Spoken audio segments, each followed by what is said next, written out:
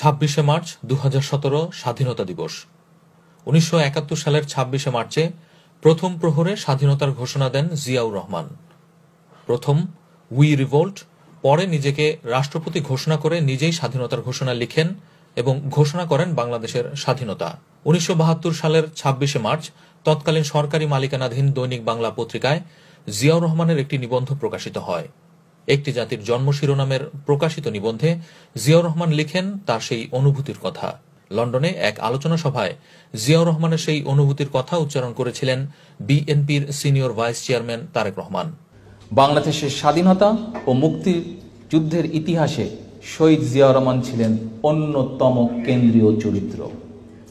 হঠাৎ করেই তিনি বাংলাদেশের স্বাধীনতা ঘোষণা করেননি, কিংবা হঠাৎ করেই তিনি সশস্ত্র মুক্তিযুদ্ধে জীবনবাজি রাখেননি। বাংলা এবং বাংলাদেশি বাঙালির মুক্তি সংগ্রামের চেতনা তিনি লালন করেছেন ছাত্র অবস্থা থেকেই। এ প্রমাণ তার নিজের লেখাতেই পাওয়া যায়। একটি জাতির জন্ম শিরোনামে শহীদ রাষ্ট্রপতি জিয়াউর রহমানের নিজের একটি লেখা প্রকাশিত হয়েছিল 1972 সালের 26শে মার্চ সংখ্যায় দৈনিক বাংলা পত্রিকায়। তিনি লেখেন, 1952 সালের মশাল জ্বলল আন্দোলনের, ভাষা আন্দোলনের। আমি তখন করাচিতে 10ম শ্রেণীর ছাত্র। তখন পাকিস্তানি সংবাদপত্র, প্রচার মাধ্যম, পাকিস্তানি বুদ্ধিজীবী, সরকারি কর্মচারী, সেনাবাহিনী আর জনগণ সবাই সমানভাবে তখন নিন্দা করছিল বাংলা ভাষার। এর থেকেই আমার তখন ধারণা হয়েছিল পাকিস্তানিরা বাঙালিদের পায়ের তলায় দাবিয়ে রাখতে চায়। হঠাৎ করেই স্বাধীনতার ঘোষণা দেননি জিয়াউর রহমান। এর জন্য তার ছিল দীর্ঘ মানসিক প্রস্তুতি। বাঙালিদের প্রতি পাকিস্তানিদের নেতিবাচক মনোভাব জিয়াউর রহমানকে বিদ্রোহী করে তুলেছিল। 25শে মার্চ রাতে স্বাধীনতাকামী বাঙালিকে ঘোর বিপদে রেখে পাকিস্তানিদের কাছে স্বেচ্ছায় ধরা দিলেন শেখ মুজিবুর রহমান। কিন্তু জিয়াউর রহমান ভুল করেননি, ভোগেননি সিদ্ধান্তহীনতায়। এর কারণ তিনি সুযোগ মতন হানাদার বাহিনীকে শায়েস্তা করে তাদের কাছ থেকে জাতির স্বাধীনতা ছিনিয়ে আনার মানসিক প্রস্তুতি নিয়ে রেখেছিলেন ছাত্র অবস্থা থেকে। কি ছিল সেই প্রস্তুতি?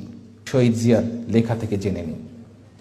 স্কুল জীবন থেকেই পাকিস্তানিদের দৃষ্টিভঙ্গির অস্বচ্ছতা আমার মনকে পীড়া দিত।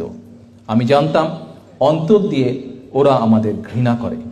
বাঙালিদের বিরুদ্ধে একটা ঘৃণার বীজ উপ্ত করে দেওয়া হতো স্কুল ছাত্রদের শিশু মনেই। সেই স্কুল জীবন থেকেই আমার মনে একটা আকাঙ্ক্ষা লালিত হতো, যদি কখনো দিন আসে তাহলে এই পাকিস্তানিদের অস্তিত্বে আমি আঘাত আনব। জিয়াউর রহমান ছিলেন সুযোগের অপেক্ষায়। পাকিস্তানি পশুদের বিরুদ্ধে অস্ত্র ধরা দুর্বারতম আকাঙ্ক্ষা দুর্বার হয়ে উঠত মাঝে মাঝে। উগ্র কামনা জাগত পাকিস্তানের ভিত্তি ভূমিটাকে তছনছ করে দিতে, কিন্তু উপযুক্ত সময় আর উপযুক্ত স্থানের অপেক্ষায় দমন করতাম সেই আকাঙ্ক্ষাকে। এ কারণেই দেখা যায় 25শে মার্চ বাঙালিদের স্বাধীনতার আকাঙ্ক্ষা দমনে যখন পাকিস্তানিরা সশস্ত্রভাবে তৎপরতা শুরু করলো, তখন আমরা দেখলাম শেখ মুজিবকে তাজউদ্দিন সাহেবের ভাষায় বলতে যে নাকে তেল দিয়ে ঘুমাও এবং আরাম করে নিজের এরিন মোড় পাইপ টানতে। আর শহীদ জিয়ার হাতে দেখলাম আমরা অস্ত্র। শেখ মুজিবের অপেক্ষায় না থেকে তিনি নিজেই বললেন উই রিভল্ট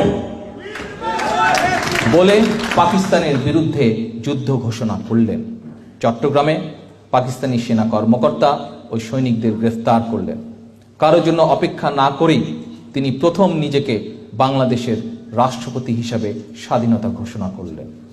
চট্টগ্রামে বাঙালি সেনা কর্মকর্তা এবং জওয়ানদের ডেকে সশস্ত্র যুদ্ধে ঝাঁপিয়ে পড়ার আহ্বান জানালেন। সেই দিনের সেই ঐতিহাসিক ঘটনার কথাও শহীদ জিয়া লিখে আমাদেরকে জানিয়েছেন। তিনি লেখেন, তখন রাত 2:15 26শে মার্চ 1971 সাল।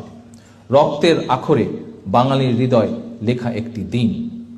বাংলাদেশের জনগণ চিরদিন স্মরণ রাখবে এই দিনটিকে, স্মরণ রাখতে ভালোবাসবে। এই দিনটিকে তারা কোনোদিন ভুলবে না, কোনো দিন না। বাংলাদেশের স্বাধীনতার আকাঙ্ক্ষা তার চিন্তা ও কর্মে সবসময় ছিল বিদ্যমান। এই কারণেই সেই সময়কার রাজনৈতিক নেতৃত্ব ব্যর্থ হলেও শহীদ জিয়া যুদ্ধের ডাক দিতে এবং স্বাধীনতার ঘোষণা দিতে সময় নষ্ট করেননি। তাই দেখা যায় 1971 সালের 25 মার্চ গণহত্যা শুরু হলে জিয়াউর রহমান দেরি করেননি। শেখ মুজিব স্বাধীনতার ঘোষণা না দিয়ে কিংবা স্বাধীনতা যুদ্ধের নেতৃত্ব না নিয়ে ঘরে বসেই আত্মসমর্পণ করেন, আর নেতৃত্বহীন স্বাধীনতাকামী মানুষের সামনে ত্রাতার ভূমিকা অবতীর্ণ হন মুক্তিযুদ্ধকালীন সময়ে বাংলাদেশের প্রথম রাষ্ট্রপতি ও স্বাধীনতার ঘোষক জিয়াউর রহমান।